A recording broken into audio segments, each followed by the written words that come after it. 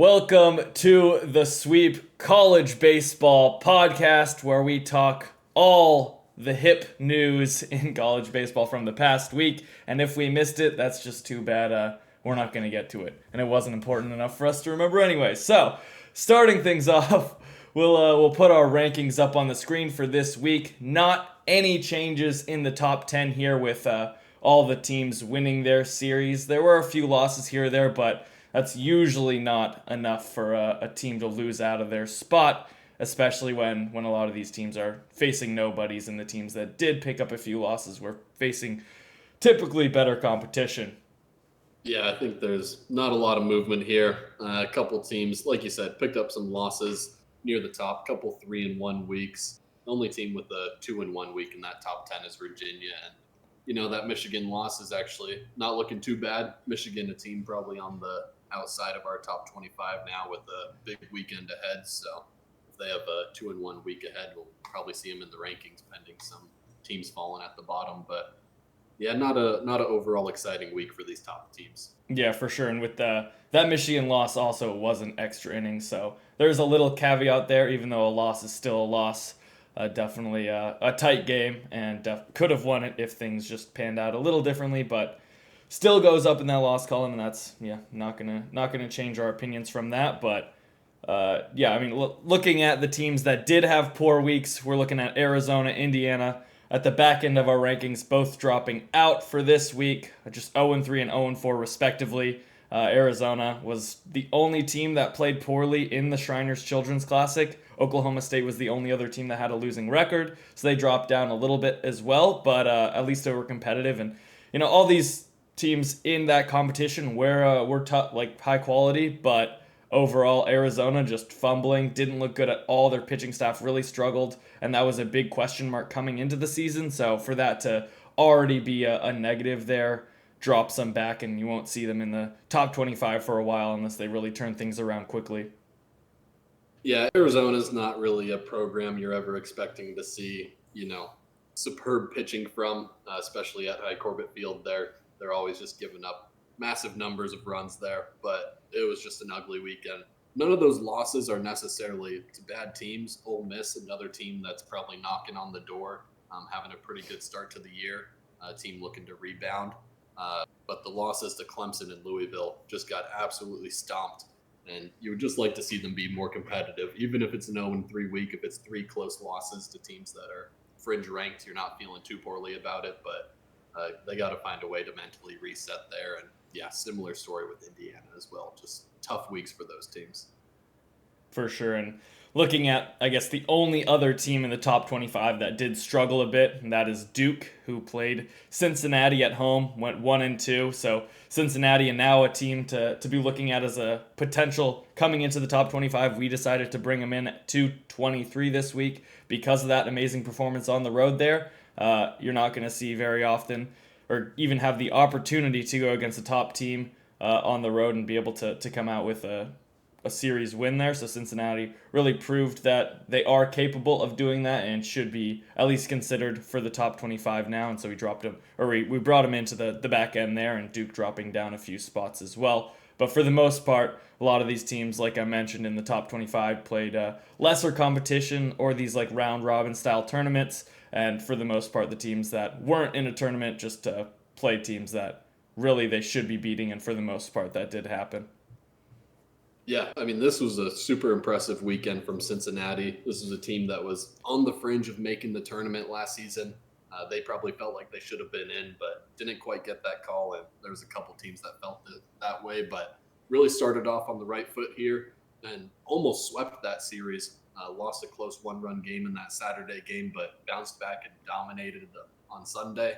So really was an emphatic series win. Certainly looked the part, and yeah, just super impressive. Probably the best weekend out of anybody in these rankings here. Yeah, most likely that is the case. And then the only other team we brought into the rankings because 2 teams dropped out was Stanford, coming into number 24 there after sweeping 4 games at Cal State Fullerton.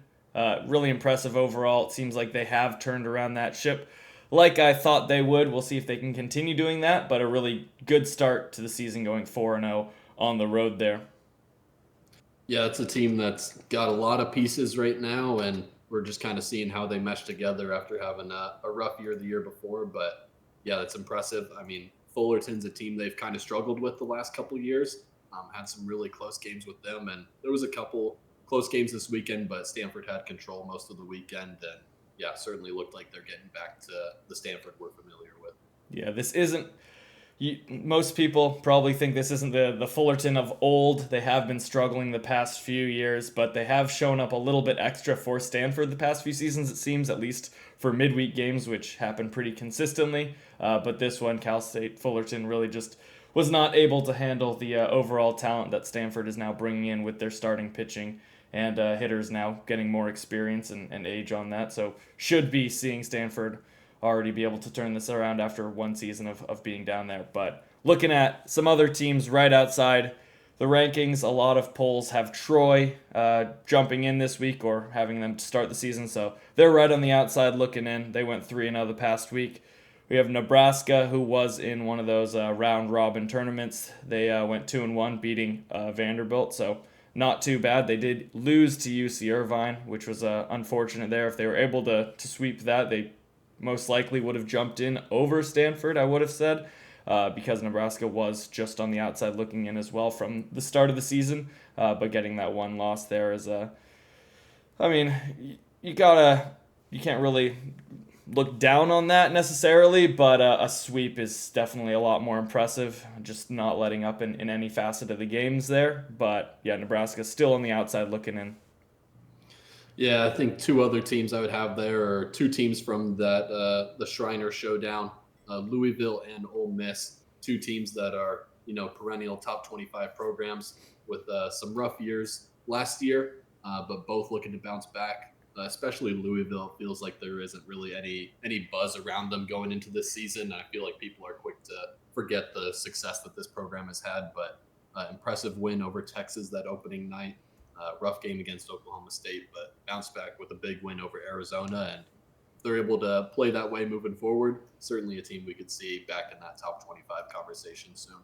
Yeah, definitely. And I guess the last few teams that I would mention here are UC Irvine, also went 2-1, lost to Vanderbilt in a super close game there. So just like Nebraska was almost able to come out of that weekend round robin with going 3-0, would have been really impressive. So just let up there late. But besides that, also Michigan has the opportunity, if they play well again this weekend at another round robin style tournament, then they should be jumping in against teams like TCU, Kansas State, and Arkansas. So few ranked teams to really impress. They obviously do have that maybe the most impressive win of the season, I guess the short season right now against Michigan or against Virginia, but we'll see how things pan out. If they're able to continue back-to-back weeks, have a good results, then they should be jumping in pretty quickly. Anything else to mention? Yeah, no, just touching on Michigan. There's not a lot of opportunity to build a super impressive resume early in the season, but they have a chance to pick up 2 top 5 wins within the first 2 weeks, and that would be very impressive. So definitely a team we're keeping tabs on. Yeah, for sure. And now we'll jump in to our top play of the week. For the audio listeners, we'll describe it after, but here it is now. First record was the Pac-12. And a lot of newcomers coming on the road here to Baum Walker trying to get a win on opening day. This is a problem. And this ball is going to be caught by Aloy. The throw comes home, and Helfrich makes the tag. Northrop erased. What a sensational double play with a back to the infield catch and a one-hop throw to the plate. All right, here was Wahiwa Aloy, Arkansas shortstop, over-the-shoulder catch. He pretty much gave up on the play. Seemed like he was going to let an outfielder take it. Noticed that they were not going to make it to the ball, so he turned up the gas, was able to catch it over the shoulder in a shallow left field, and then throw the runner out at home, spinning around to be able to make that play. Super impressive just to have the wherewithal to understand the situation and get both outs there. Yeah, I mean, I think that's a play that could have been made easier if he knew he was catching it off the bat, but the outfielders were pretty lackadaisical going for this one, and realized late he was going to have to take it himself. And like you said, good awareness to still know that runner's on third, get it in quick, and made a perfect throw, and the guy was out by a good amount there. So just an all-around impressive play. Yeah, definitely. And now we'll go to our player of the week. Another shortstop, this one for Wake Forest, Merrick Houston, who just lit up the numbers completely. It was against lesser competition, but still was able to just pretty much carry the entire series there. 10 overall hits, 3 home runs, 11 runs scored, 13 RBIs, 2 stolen bases. I could keep going. But yeah, the numbers were very impressive there, even though it was against lesser competition. There are still players that would love to have that, and he's the one that stood out from the rest. Yeah, I mean, a lot of people had him as pegged as the number one shortstop heading into this season, and he's really showing up and proving that. And we've said that, this could be one of those teams that kind of has the success after they're expected to with Wake Forest. Not as high of expectations this year, but maybe they step up, and if so, he's going to be a big part of that and certainly filling that role so far.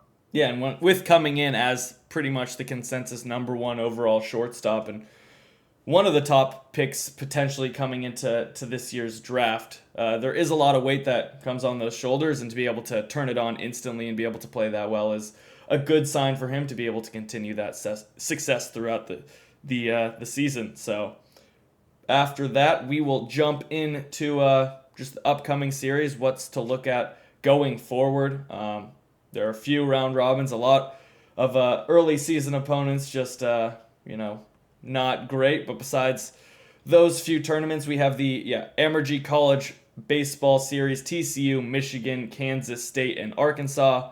Like we mentioned, if Michigan's able to probably go 2-1 here, then they're jumping in the rankings because TCU and Arkansas are ranked. So even Kansas State, a team that consistently is pretty decent, so should be a good competition there also. Yeah, that's a good one there. Another good one to point out is that North Carolina, East Carolina series. Every year it seems like they're doing the one home, one away, one neutral site here. And so very exciting one. East Carolina, not as high of expectations this year as well. But solid start to the year and, opportunity to pick up some big wins here could get them back in the conversation. I think they also have a midweek against Campbell today. And Campbell also not quite on the level they have been the last couple of years, but opportunity to get an early start on the year. Yeah, going to Campbell, they did get swept versus UC Santa Barbara, but who knows, maybe it's just the UC Santa Barbara team that is impressive there, so tough to know. It's early season. You never know how things are going to pan out in the long run. But yeah, definitely looking at East Carolina, they have the opportunity to have the best series win of the season, jumping Cincinnati over Duke. So if they're able to do that, it's going to be difficult to do. Obviously, North Carolina we have as that number 6 overall team right now.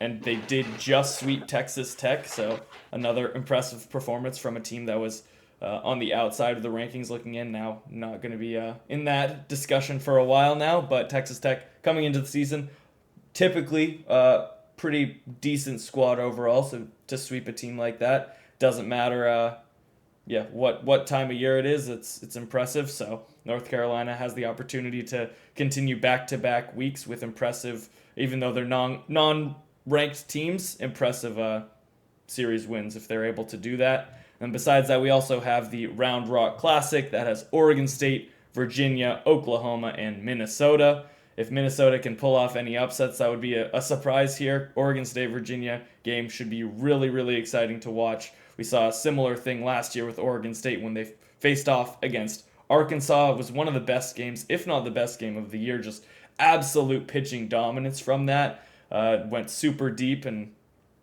really impressive stuff from both teams. So it should be interesting. Virginia, definitely more offensive team than we saw Arkansas last year. So maybe there is that counterbalance where we see which side wins. Oregon State, Virginia should be super fun on Friday night. Yeah, I mean, like you mentioned, that's got potential to be a game of the year type game. And when you're able to have that in week 2, super exciting for us as fans. Hard to know what to expect there necessarily. Both very good teams. Oregon State didn't play great competition, but absolutely dominated this past week. And yeah, that pitching staff looks pretty unreal to start the year. So we'll see how that goes against that Virginia offense. Should be interesting to see who wins that battle. That's a fun little round robin to look forward to. Yep, definitely. Any other series to mention? I know early season there isn't too many to put your eyes on besides those tournaments. No, I don't think there's much. There's some decent midweeks, but on the weekend it's looking pretty light this week. Besides those couple round robins in the Carolinas. Yeah, for sure. And because of that, we will not be doing our predictions until maybe next week. We'll have to check things out to see next week's schedule and how things pan out. But once there are competitive series on paper, just a lot of them, then we'll be able to pick and choose which series we want to decide which teams we predict to come out on top, and then from there on we will be making predictions week by week to see how good we are at deciding which college baseball teams, which is the most predictable sport out there, are going to come out on top. Yeah, nothing like betting on college kids. You never know what's going to happen, and they're super reliable. So, yeah, we'll take our chances. Yeah, definitely. It's a super reliable investment always. Any final words for the dedicated fans that made it this far into the podcast?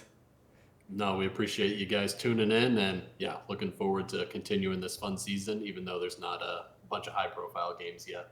Yeah, you never know. Maybe this is when we see the most upsets, is when these games aren't expected to be that good and teams don't show up to maybe lesser competition, but should be still an exciting week of college baseball. Thanks for tuning in. Should have these podcasts typically live every Tuesday. And thanks for checking us out, and we'll see you next time. Peace.